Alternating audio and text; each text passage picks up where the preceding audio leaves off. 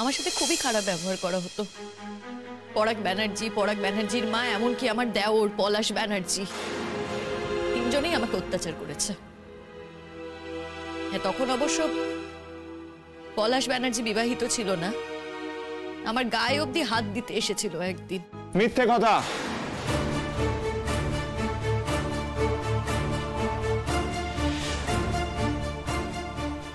শপথ বাক্য পাঠ করে আপনি ডাহা মিথ্যে কথা বলছেন। আপনি যে কথাগুলো বলছেন তার সপক্ষে কোনো প্রমাণ আছে আপনার কাছে? প্রমাণ চাই, প্রমাণ দিন। স্যার, আমার বিপক্ষীয় বন্ধু এই প্রথমবার ভায়োলেন্সের নিশ্চয়ই গল্প শুনছেন না। উনি এই ধরনের কেস এর আগেও করেছেন। যখন ভায়োলেন্স হয়, যা যা ভায়োলেন্স ঘটে ডোমেস্টিক ভায়োলেন্সে, সেই সব কিছুর কি প্রমাণ নিয়ে কেসটা করেছেন? মানে আমি বুঝতে পারছি না, একটা মেয়ের ওপর যখন তার পরিবারের লোকেরা অ্যাটাক করে, তাকে মারে, সেই সময় সে কি ফোন বার করে রেকর্ড করবে সবকিছু? সেটা কি সম্ভব?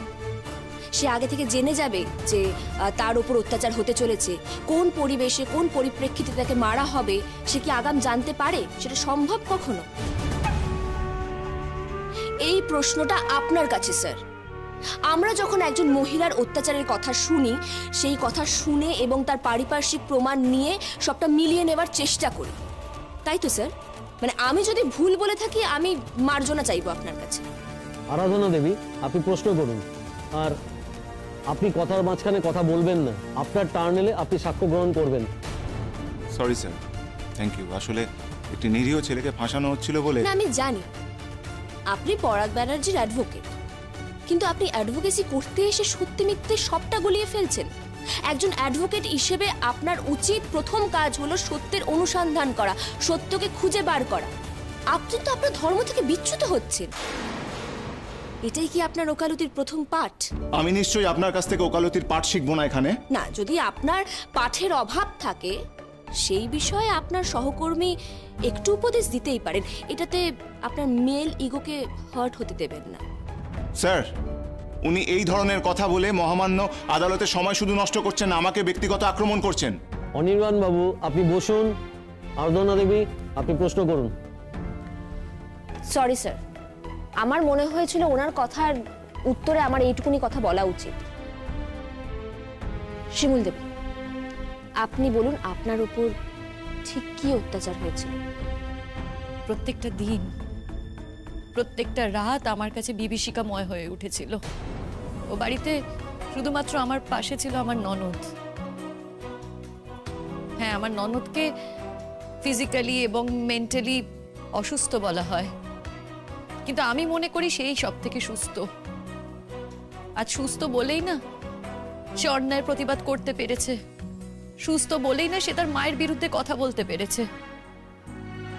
একদিন পাশে একজনের বাড়িতে গিয়েছিলাম, সেই যাওয়ার অপরাধে আমাকে বাড়ির বাইরে রাখা হয়, দরজা বন্ধ করে রাখা হয়। সারা রাত আমি বাড়ির বাইরে ছিলাম, খেতে অবধি দেওয়া হয়নি আমায়। তখন আমাদের পাশের বাড়ি থেকে আমার খুড়শাশুড়ি এবং খুড়তুতো ননদ এসে আমাকে খাবার দিয়ে যায়। আমি সেই খাবারও খাই না। অনেক লোকে ভিড় করে, পাড়ার লোকজন আসে, কিন্তু না, ওই একদিনে কিন্তু আমার শাশুড়ি মায়ের অত্যাচার কমে যায়নি। অত্যাচার চলতেই থাকে। কথায় কথায় আমি জানতে পারি যে আমার শাশুড়ি মায়ের জীবনে অনেক কাটাছেঁড়া হয়েছে, তার জীবনে অনেক আক্ষেপ ছিল। সেই কারণে উনি আর একটি মেয়ের ওপর ক্রুদ্ধ হয়েছিলেন। উনি যেটা পাননি সেটা উনি অন্য কাউকে দিতে চাননি।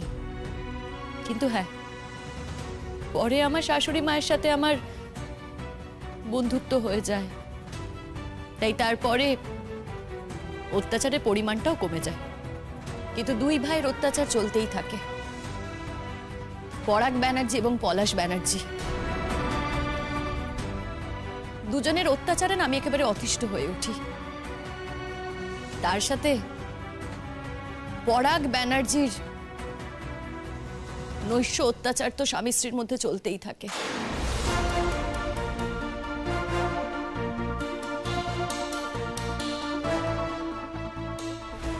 প্রত্যেক রাতে আমাকে ধর্ষিত হতে হয়। এই যন্ত্রণার কথা আমি নিজের মুখে বলতে পারবো না, যতবার এই কথা আমি নিজের মুখে বলবো না, ততবার আমি নিজেই মাটির সাথে মিশে যাব।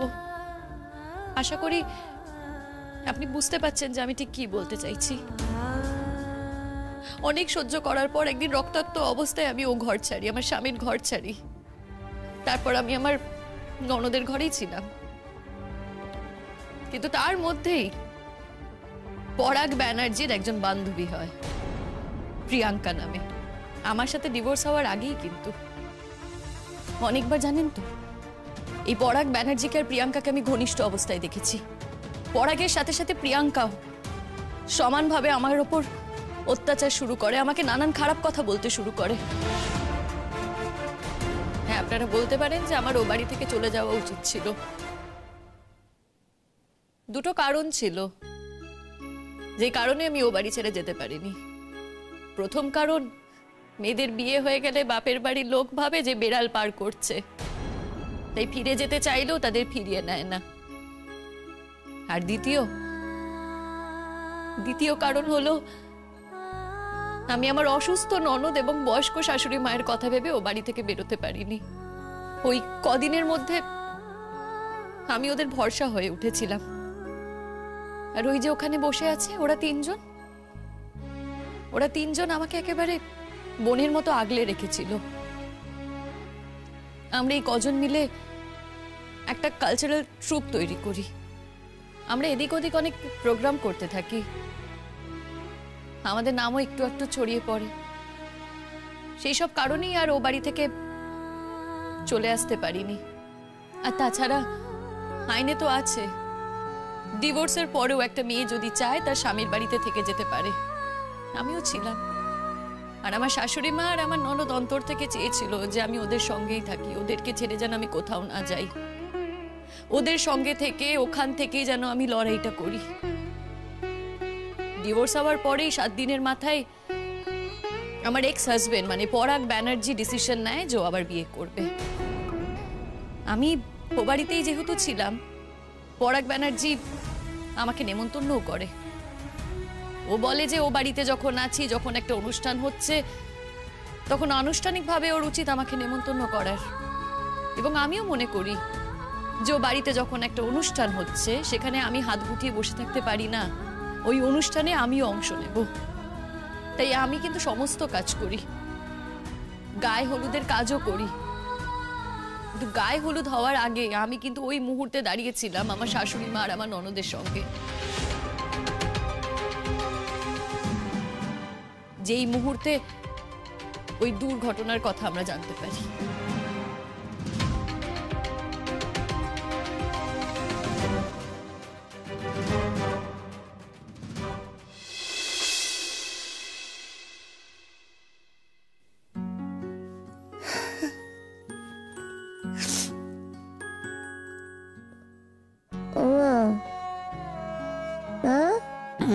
বল না, কার জন্য তুমি? হ্যাঁ, বেশি বেশি একদম বউটাকে বাবাই থেকে তাই দিয়ে ভেবে করে কান্না করা হচ্ছে বেশি। এখন কোথায় আনন্দর খবর, একটু আনন্দ মজা করবে তা না, ভেবে করে বসে বসে কাজ। কোথায় কাঁদলুম? কাঁদছি না, ভালো খবর তাই তোকে জল আসে রে। আমি তাই ভাবি পুতুল, হ্যাঁ, তোর এমন কপাল, এমন রাজ কপাল তোর হবে।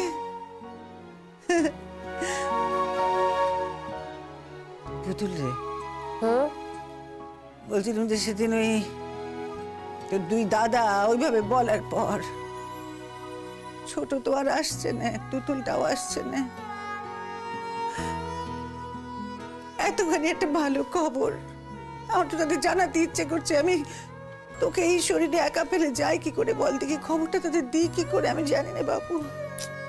আর বাবা, মাসুমশাই আমার জন্য ওষুধ কিনে দিয়ে গেল না কালকে, আমি তো ওষুধ খেলাম একটুখানি, আর আজকে একটুখানি ওষুধ খাবো, তারপর যখন ঠিক হয়ে যাব, সুস্থ হয়ে গেলে আমি নিজে যাবো একদিন করতে করতে কাকুমনি কাছে, তুজো কাছে, তারপরে কাকিমার কাছে গিয়ে বলে আসবো। হ্যাঁ, আমি ওদেরকে এই বাড়িতে নিয়ে চলেই আসবো টেনে টেনে।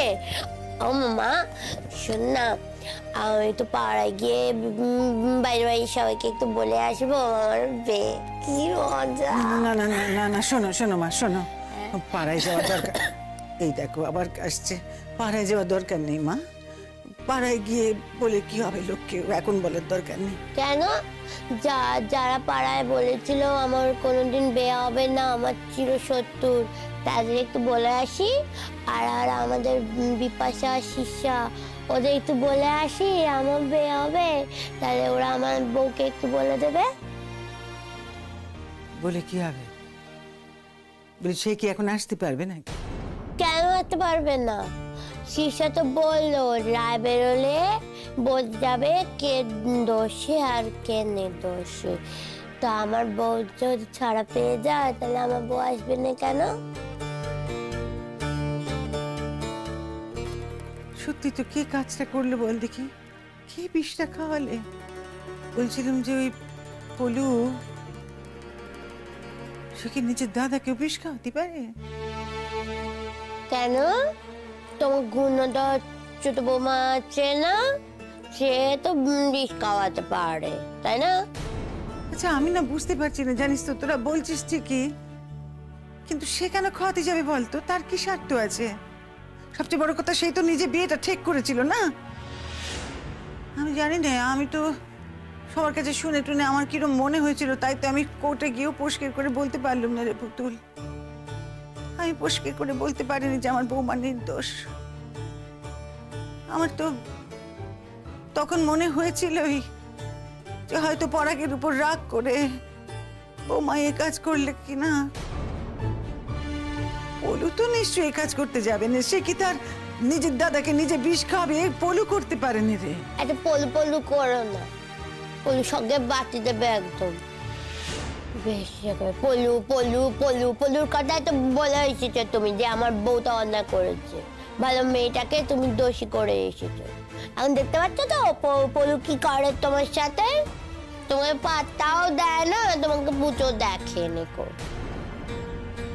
এই পলুই একদিন তোমাকে বাড়ি থেকে বের করে দেবে, তাড়িয়ে দেবে ঘর থেকে, তখন দেখো আমার কথাই ঠিক হয় কি না। কি জানি, ঠাকুর জানেন, ঠাকুর জানেন, ঠাকুর জানেন আমি ভুল করলাম কি না। কিন্তু এই কথাও তো সত্যি যে সে মেয়েকে আমি বড্ড ভালোবেসেছিল, এটাও তো ঠিক। ভালোবেসেছিল, আহ গো কত ভালোবেসেছিল নুনি আমার বউকে। ভালোবাসলে কেউ এমন দ্বারা কাজ করতে পারে? হ্যাঁ, তুই গিয়ে ওর নামে কেন সাক্ষী দিয়ে এসেছিস শুনি? হ্যাঁ, মেয়েটা কত কষ্ট পেলো, কত শাস্তি পেলো। হ্যাঁ, কেউ করে এমন কাজ? সব তো আমি জানি, পাড়ায় তোর নামে চিৎকার পড়ে গেছে, আবার এখানে বসে বসে বেশি কথা বলছে। আমি আর কদিনই বা বাঁচবো? লোকে আমার নামে ছিচিক্কের করুক আর যাই করুক, আমি সেসব কানে তুলবো না, আমি জানতে চাই না বসে বসে। তবে একটা কথা পুতুল, তুমি বুঝতে পারবে কিনা আমি জানি না, বউ যদি নির্দোষ প্রমাণিত হয়ে ছাড়া পেয়ে যায় তাহলে এই জগতে আমার চেয়ে খুশি আর কেউ হবে না, কেউ না। স্যার, আপনি সমস্ত কথাই শুনলেন। একজনের কথা বলা বুঝিয়ে দেয় সে সত্যি কথা বলছে না মিথ্যে কথা বলছে। ওনার ওপর যা যা অত্যাচার হয়েছে তার সমস্ত প্রমাণ আমার কাছে রয়েছে, সেই প্রমাণ আমি আপনার কাছে জমা দিয়েছি। স্যার, ওনার কথা বলার ভিত্তিতে আমার মনে কিছু প্রশ্ন জাগছে। আপনি যদি অনুমতি দেন তাহলে আমি সাক্ষ্য গ্রহণ শুরু করব। অনুমতি দেওয়া হলো। Thank you sir.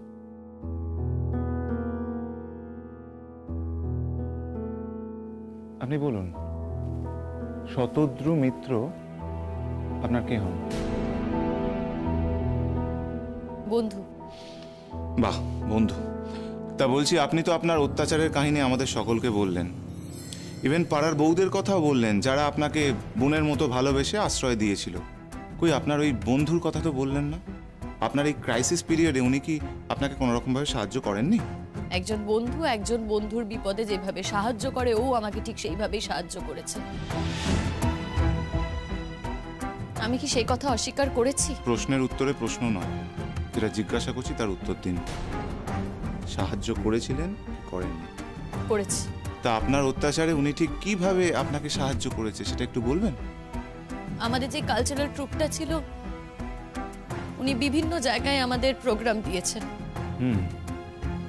স্যার, আপনি খুব ভালো করে বুঝতে পারছেন যে শিমুল ব্যানার্জি, তার তখনো ডিভোর্স হয়নি, অথচ সেই অবস্থাতে উনি তার পুরনো প্রেমিকের সাথে সমস্ত রকম যোগাযোগ রেখেছিলেন।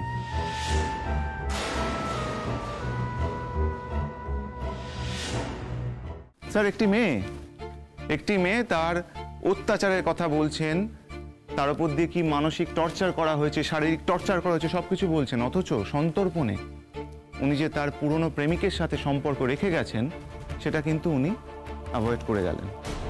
ইনফ্যাক্ট আমার বিপক্ষীয় বন্ধু, উনিও পুরো ঘটনাটা সারফেসে আনলেন না। তার কারণ খুব স্পষ্ট, এটা যদি সবাই জেনে যায় তাহলে ওনারা কেসটা হেরে যাবেন। কিন্তু স্যার, আমি তো সত্যান্বেষী, তাই আমার এটা দায়িত্বের মধ্যে পড়ে যে যেটা সত্য সেটা আপনার সামনে উপস্থাপন করব। তাই এটা থেকে এটা প্রমাণিত হচ্ছে যে শিমুল ব্যানার্জি বিবাহিত থাকা সত্ত্বেও ওনার পুরনো প্রেমিকের সাথে সমস্ত রকম যোগাযোগ রেখেছিলেন।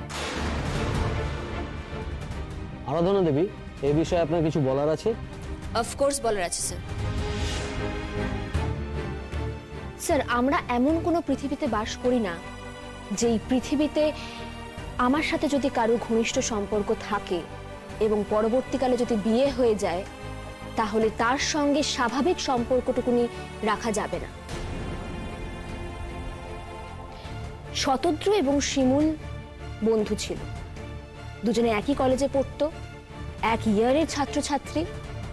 অনেকদিন ধরে বন্ধুত্বের মধ্যে প্রেম ভালোবাসা আসতেই পারে, এবং পরবর্তীকালে সেই প্রেমের সম্পর্ক পরিণতি না পাওয়ার পরেও তাদের বন্ধুত্বটা মুছে যায় না। শিমুল এবং শতদ্রুর মধ্যে বন্ধুত্বটা ছিল, সেটা কখনো শিমুলও অস্বীকার করেনি, শতদ্রুও অস্বীকার করেনি। একজন মানুষের প্রেম চলে গেলে সে শত্রু হয়ে যায় তা তো নয়। আমার বিপক্ষীয় বন্ধু যদি মধ্যযুগে কথাবার্তা বলে নিজেকে ছোট করেন, তাহলে তার দায় নিজের, আমাদের কারণ নয়। স্যার, সত্যি কথা বলে নিজেকে ছোট করতে হয়, এটাই বোধহয় আমার বিপক্ষীয় বন্ধুর অভিমত। এনিওয়ে, তাও তো আমি সত্যি কথা বলবো, সত্যি কথা থেকে উত্তরগুলো জানার চেষ্টা করব। আপনি বলুন, আপনি যখন আপনার শ্বশুর বাড়িতে থাকতেন তখন শতদ্রু মিত্র আপনার সাথে দেখা করতে আসতেন কিনা? আর যদি এসে থাকতেন তাহলে কেন আসতেন? উত্তর দিন। এরকম কখনো হয়নি যে বাড়িতে কেউ ছিল না অথচ শতদ্রু এসেছে, এরকম হয়নি। তাহলে আপনি ওইভাবে ব্যভিচার করার সুযোগ পেলেন কি করে? যেদিন আপনাকে হাতে নাতে ধরা হলো সেদিন তো পলাশ ব্যানার্জি, প্রতীক্ষা ব্যানার্জি আপনাকে হাতে নাতে ধরেছিলেন। সেদিন কি আপনার বাড়িতে লোকজন ছিল না? তার মানে লোকজন থাকা সত্ত্বেও আপনি... ধরা পড়ার তো কিছু নেই, আমি তো কোনো অন্যায় করিনি। আমার বন্ধু বাড়িতে এসেছিল, হ্যাঁ, তাকে আমি মিষ্টি খাইয়েছি। দেখার পারসেপশনটা না আলাদা, যে যেভাবে দেখতে চায় সে ঠিক সেইভাবেই দেখে। ওইভাবেই দেখতে যাওয়া হয়েছিল, আসলে একটা ইস্যু তৈরি করেছিল যাতে পরাগ ব্যানার্জি আমার নামে স্ক্যান্ডেল করতে পারে। সেই কারণে পরাগ ব্যানার্জিকে স্কুল থেকে আগেই ডেকে আনা হয়। আর যদি সত্যি পরাগ ব্যানার্জি আমার সাথে শতদ্রু মিত্রকে সন্দেহ করত, তাহলে কেন বলুন তো শতদ্রুর মিত্র অফিসে গিয়েছিল? কেন তার ভাইয়ের বিয়েতে তাকে নেমন্তন্ন করেছিল? কেন তাকে জোর করে নিয়ে আসা হয়েছিল তার ভাইয়ের বিয়েতে? কিসের জন্য? জিজ্ঞেস করুন না। এর উত্তর আমি দিচ্ছি স্যার। শতদ্রু মিত্রকে চোর অপবাদ দেওয়ার জন্য ওই বাড়িতে ডাকা হয়েছিল। তার ব্যাগের মধ্যে সমস্ত গয়না ঢুকিয়ে দেওয়া হয়েছিল। পরে পরীক্ষায় ধরা পড়ে শতদ্রু মিত্র এবং শিমুল দেবী এই বিষয়ে একেবারেই সম্পৃক্ত ছিলেন না। তার প্রমাণ আমরা পেয়েছি। আমার ভালো মানুষ বউটাকে ওখানে আদালতে গিয়ে সামনে দোষী করে এসে এখন উনি ভালো মানুষই দেখাচ্ছে। তো ভালো মানুষের কোনো দাম নেই আমার কাছে, এত কথা বলতে হবে না। এই বুড়ি, শোন না, শোন। আবার কি হলো?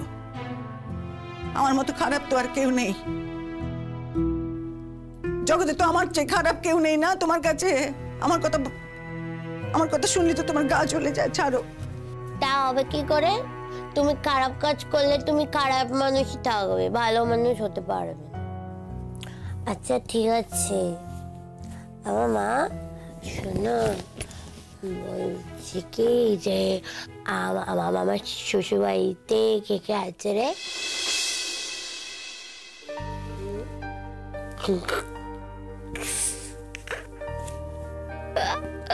কি করে জানবো বল দেখি? হ্যাঁ, কাল তো ও ছেলে বলেছে আমাদেরকে যেতে, তোকে নিয়ে যেতে বলেছে। তখন গিয়ে আলাপ পরিচয় হবে, তবে তো জানতে পারবো না তারা কে কে আছে, কেমন মানুষ সবটা। তোমার ভাইয়েরা তারা তো কেউ যাবে না, ছোট ভাইয়ের বউও যাবে না, সব এক কাট্টা হয়ে আছে। বিয়ে নাকি তারা দেবে না। কি না, ওই ছেলের নাকি বদ উদ্দেশ্য আছে। যেতে হবে না। যা বলে বলুক কি, যা যা যা খুশি বলে বলুক কি, আমি ওসবে কান দেবো না। আমার মেয়ের কপালে যা আছে তাই হবে, ব্যাস বলে দিলুম। আমি ওসব শুনছি না। এত বড় একখানা সুযোগ যখন জীবনে এসেছে, সেই সুযোগ তো আমি কিছুতেই হাতছাড়া করতে পারবো না, কিছুতেই না। ঠাকুরের কাছে আমি শুধু একটাই প্রার্থনা করি গো মা, ঠাকুর আমার পুতুলটা যেন খুব সুখী হয়। তুমি যখন তার এমন একটা বিয়ে ঠিক করিয়ে দিয়েছো, আমার মেয়েটার জন্য তুমি যখন এতই করলে, তাহলে দেখো আমার মেয়েটা যেন সুখী হয়, জীবনে কোনো দিন যেন তার কোনো কষ্ট না থাকে। স্যার, এই যে প্রমাণের কপি আমি আপনাকে দিলাম। স্যার, যাই প্রমাণ হয়ে যাক না কেন, একটি বিবাহিত মহিলা তার স্বামীর সাথে সমস্ত সম্পর্ক জলাঞ্জলি দিয়ে, বিসর্জন দিয়ে যদি একটি পরপুরুষের সাথে সম্পর্ক করে, হতে পারে সে তার পুরনো বন্ধু, স্বামী কিন্তু সেটা কখনোই মেনে নিতে পারবে না। শিমুল দেবী, এই ব্যাপারে আপনার কিছু বলার আছে? দিনের পর দিন আমার ওপর যখন শারীরিক ও মানসিক অত্যাচার চলতে থাকে, তখন স্বতন্ত্র মিত্র আমাকে বলে যে এই বিবাহ থেকে অব্যাহতি নিতে। কিন্তু সেই সময় আমি স্বতন্ত্র মিত্রকে কি বলেছিলাম সেটা স্বতন্ত্র মিত্রই ভালো বলতে পারবে। ও তো এখানে উপস্থিত আছে, তাই আপনারা যদি দয়া করে ওর সাথে একটু কথা বলে নেন, আপনারা জানতে পারবেন।